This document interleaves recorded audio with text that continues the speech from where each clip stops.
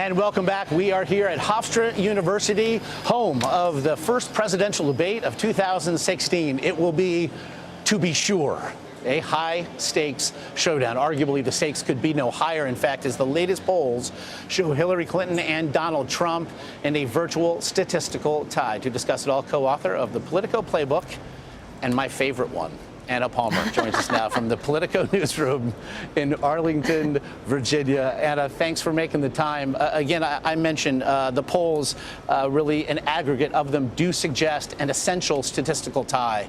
How much then, if it's possible, could be riding on this debate even from 48 to 72 hours ago? Yeah, I think this really shows just how tight the race is on the national level, although I think Hillary Clinton is still leading in a lot of those key swing states. So for her, certainly big stakes. Her team for the last couple of days has tried to minimize, try to say, oh, you know, she might not do as well as people think she will, try to say that, you know, people might come after her, the fact that she's a woman. And so I think there's a very big tamping down of expectations by the Clinton camp right now. Yeah, I don't know that the bar could be lowered any more by either campaign on behalf of its own candidate. Meanwhile, tonight will go for 90 minutes, and that is 90 minutes without commercial interruption, and for the candidates, a break. Though it's been thought that perhaps only the first 30 minutes matter. If that then is the case, what do both candidates need to do early? Yeah, I think that certainly in terms of the 90 minutes, the first 30 are when you're going to have the key audience where, I mean, they're talking about Super Bowl size audiences here that are going to tune in to see what these two candidates have to say. They're the most unliked candidates in the history of presidential campaigns. So certainly in terms of kind of likability, in terms of Trump, you're looking at, is he a serious person? Can he do the job? Or is he a guy who just kind of sounds off like he's been portrayed in the media, or certainly how he's come off at some of his debates? For Clinton, certainly trustworthiness is a major factor. Can she make the case that she's the person for the job?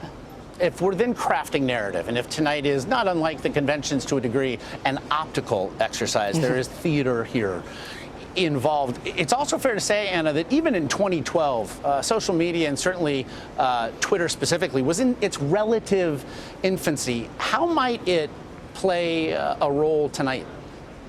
I think that you've definitely seen this is the kind of social media campaign, right? Whether it's Facebook or Twitter, you're going to have kind of instant fact checking. You're going to have people who are watching it are going to be getting reaction not only from, you know, potentially, sources that are vetted and are credible, but also kind of, it's the democratization of news. Anybody can have an opinion on Twitter, and that can kind of take off, whether it's from the right or from the left.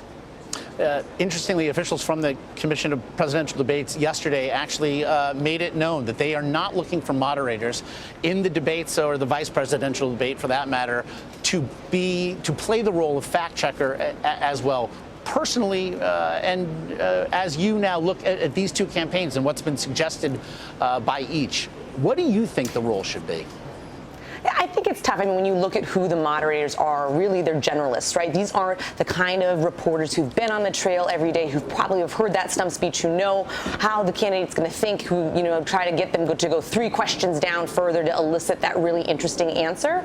So the question is going to be really, is it the role of the candidate to do the fact checking if they see something that is out of bounds, or if one or the other says something that's factually inaccurate? I think that's what the commission was talking about. But certainly this is going to be the role of what we're all going to be quarterbacking, and then the next day talking about how did Lester Holt actually do? Was he able to keep the circus in check? Was he actually able to make those serious questions and get some answers that people want to hear?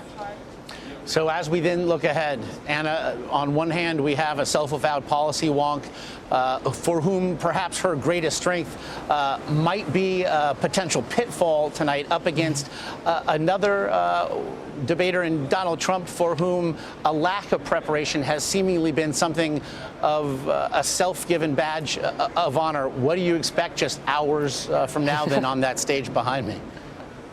I I think it's going to be very interesting to see who lands the punches. I think Hillary Clinton, in past examples, has really done well in these debates and kind of is able to get those one-liners in there that are those memorable moments. What will be interesting to see is how does Donald Trump, does he go on the attack? Does he kind of wait for his moment to have the zinger, or does he start kind of, doing things that are going to be perceived as maybe sexist or trying to bring up some of the old history? So far, he's, kind of said that he's not planning on doing that on the front end. But, if he doesn't feel like he's doing well, he certainly has had no problem kind of going on the, on the offense, certainly on Twitter. But I expect that we'll see some punches by both sides.